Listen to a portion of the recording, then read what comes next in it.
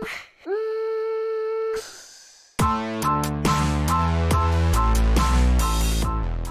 Lakers continue their winning ways with a win against the Phoenix Suns, 125-100. They stayed big even when the Suns went small and ended up out-rebounding Phoenix by 30, so it definitely paid off. We had Rajon Rondo with a season-high 23 points. Of course, Anthony Davis doing it all on both ends, finishing with 25 points and 10 rebounds. But let's get into today's show because we're going to be answering all of your Laker questions here on Lakers Report starting right now.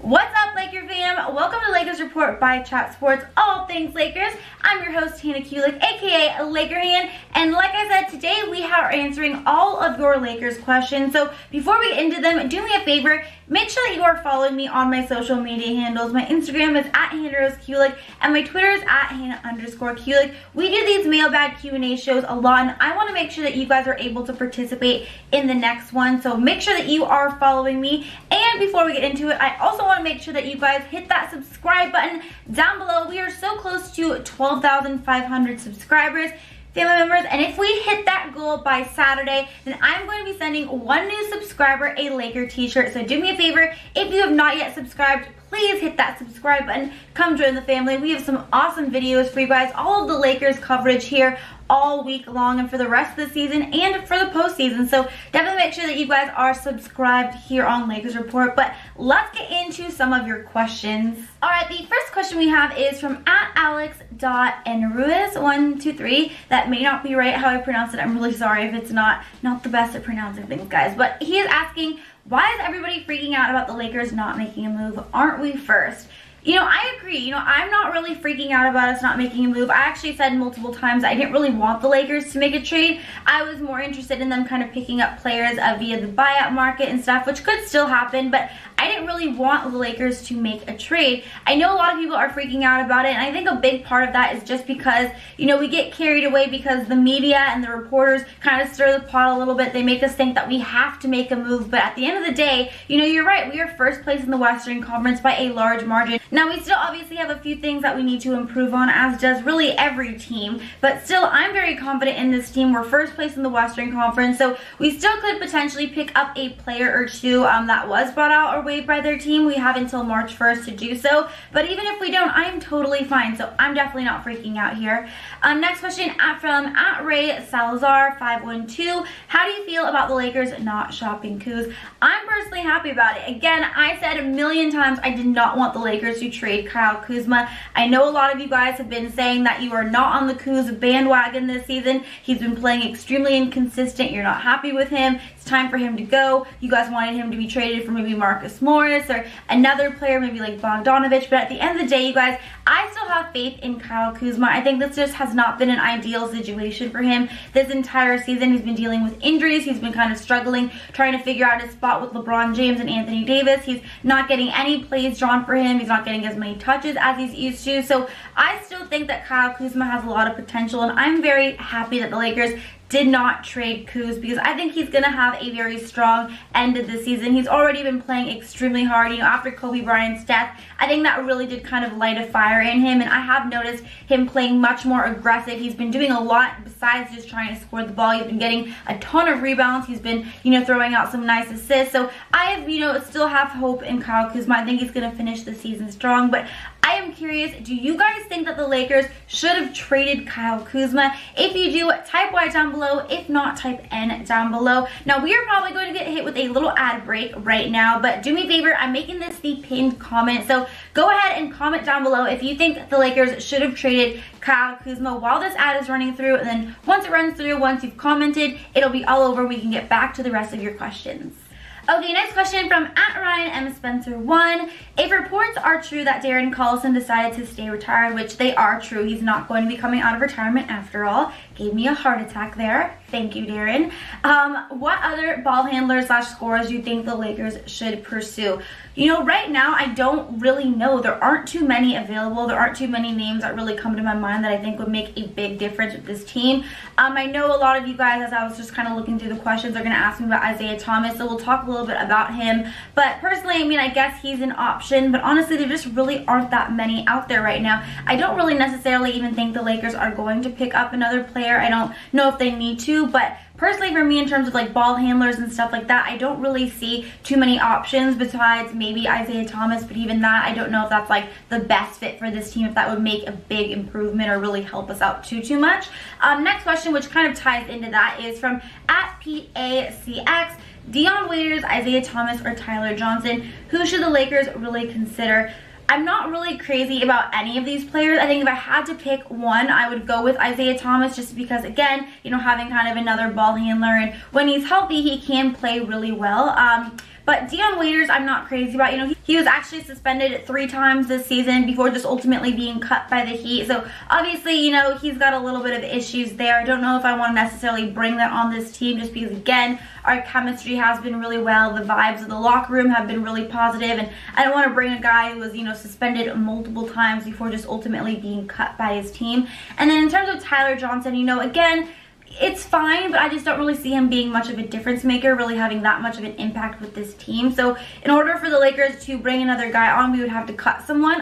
Most likely it would be Talon Horton-Tucker, but still, I don't know if I necessarily want to do anything like that and kind of disrupt this team unless it's a player that I really think could help us out and really make a difference. Now, before I move on to some more of your questions, I just want to remind you guys all that on Friday, it is Valentine's Day, and one of our sponsors here at Lakers Report, Pro Flowers, is actually going to be giving you guys 15% off to go spoil your loved one. If you want to get them flowers, chocolates, candies, teddy bears, you name it, Pro Flowers has it. They're going to give you 15% off, and if you order now, you will get it by Friday. So all you have to do is go to chatsports.com/flowers. Definitely make sure to take advantage of this awesome opportunity, guys, and definitely make sure that you show your loved ones how much they mean to you and how much you love them this Valentine's Day. And if you want to send some over my way, I will not be upset about it. I do not have a Valentine this year, so if you want to send Laker Hand some chocolates, flowers, maybe roses, my middle name is Rose, teddy bears, whatever, just kidding, guys, you totally don't have to do that, but definitely make sure to take advantage of this awesome opportunity. Again, just go to chatsports.com/flowers. But moving on to some more of your questions here. @ByGDaddy2006, now that we can't get Collison, who should we go after in the buyout market? Okay, so a guy that I was maybe possibly thinking about was Mo Harkless. He was previously on the Clippers, but he was involved in that trade that they traded him to the Knicks for Marcus Morris when they acquired him right before the trade deadline. So he's a guy that maybe the Lakers could be interested in pursuing. You know, he played well for the Clippers. He's not necessarily like this big groundbreaking star, but he's a pretty good player, and you know, it wouldn't help to have another kind of backup forward. That is a position that the Lakers could really use to see is getting another kind of forward. So again, he has not yet been waived or cut by the Knicks. There's just a lot of speculation that he may be, so could be a possibility, Mo Harkless, but again, doesn't really have to be. I'm not 100% set on him, but he is a player that maybe we could keep our eyes out to see what ends up happening with him, and if he is waived by the Knicks, maybe the Lakers could maybe pursue him. And another one from @ByGDaddy2006, do you think Anthony Davis should be more aggressive and should be our main focus in the second half of this season? Yes, absolutely. I think the Lakers play their best basketball when AD is, you know, dominating. He's our main source of offense. He's, you know, our #1 option right now. He's our main man. There are some times where I kind of get frustrated because I do feel like the Lakers maybe aren't taking advantage of AD's size as much as they can, and especially now that a lot of teams right now are kind of playing this really small ball, especially against the Lakers. I think it works best, as we saw the other night against the Phoenix Suns, when the Lakers stay big and they don't really cater to that and they don't go small themselves. So AD can really continue to dominate and have it really easy if teams are going to go small against us. So I definitely think that having AD just continue to be aggressive, especially in that fourth quarter, is the Lakers' just best chance and when they play the best just in general. Now, I do want to take this opportunity again to please ask you guys to hit that subscribe button down below. My goal is to get to 12,500 subscribers by Saturday. If we do so, I'm going to send one new subscriber a Lakers t-shirt. So please, if you are not subscribed, please go ahead and hit that subscribe button down below. And I also want to let you know that I want to do a predict the score for the next game. So next game, Wednesday night, the Lakers play the Denver Nuggets at 7 o'clock. So predict the score. If you get it right and you predict, of course, the right team that wins, then I'm going to be Venmoing the one lucky winner $25. So definitely comment down below because you could easily win $25. Just predict the score. Whatever team you think is going to win and what you think the final score is going to be. I'm going to go on record right now. I'm going to say the Lakers will win 115 to 107. So let me know down in the comments below, and if you get it right, I will Venmo you $25. But moving on, we're going to answer a few more questions here. From @BigBabyJonathan, should Kuzma start?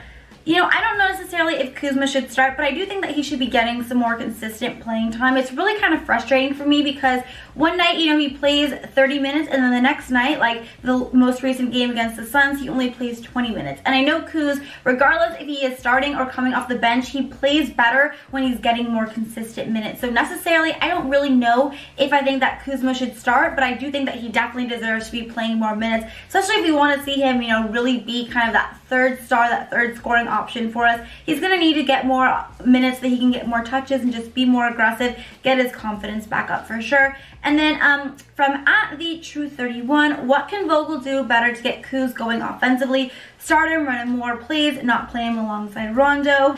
Personally, for me, I just think that he needs to play more consistent minutes. Like I just said, you know, one night he plays 30 minutes, then the next night he's playing 20 minutes.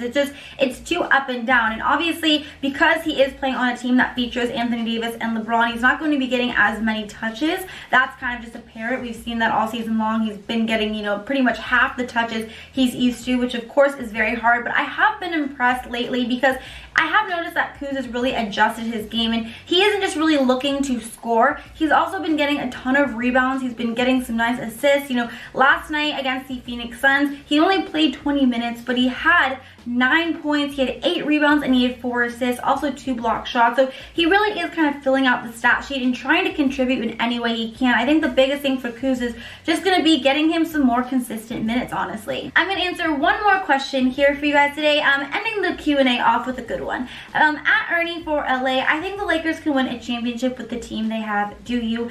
Absolutely, you guys. I know a lot of you are nervous and kind of freaking out. The Lakers didn't make a trade, didn't make a move, but at the end of the day, we have the #1 seed in the Western Conference by a pretty large margin, and that's honestly saying a lot. Obviously, the Western Conference is a very competitive conference, and for us to be #1 and really having a dominant season in there is really impressive. I know in the East we have the Milwaukee Bucks, who've just been dominating the entire season. It's pretty crazy, honestly, but still, I think once you get us in the playoffs, who's going to want to really compete in a 7-game series against a healthy and hungry LeBron James and Anthony Davis? So I think health is going to be our main concern. If we are able to stay healthy, though, you guys, I honestly don't see who is going to beat us. I definitely think the Lakers can win the NBA championship this season, but what about you? Do you agree with me? Do you think the Lakers can win it all this year? Or do you think, nope, they made a huge mistake not making some trades and getting some better shooters, ball handlers, and whatever the other areas they needed to address were? Let me know down in the comments below. That is going to be it today for this mailbag Q&A. Thank you guys so much for getting in such awesome questions. If I didn't get to your question, I am sorry. I promise I will do another one, so definitely make sure to keep your eyes and ears open for that. Again, I want to remind you all to take advantage of this awesome opportunity that Pro Flowers is giving us to give you 15% off spoiling your loved one this Valentine's Day on flowers, candies, teddy bears, chocolates, you name it, they have it. Definitely make sure to check that out. And until next time, Laker Hand is out. Bye, guys!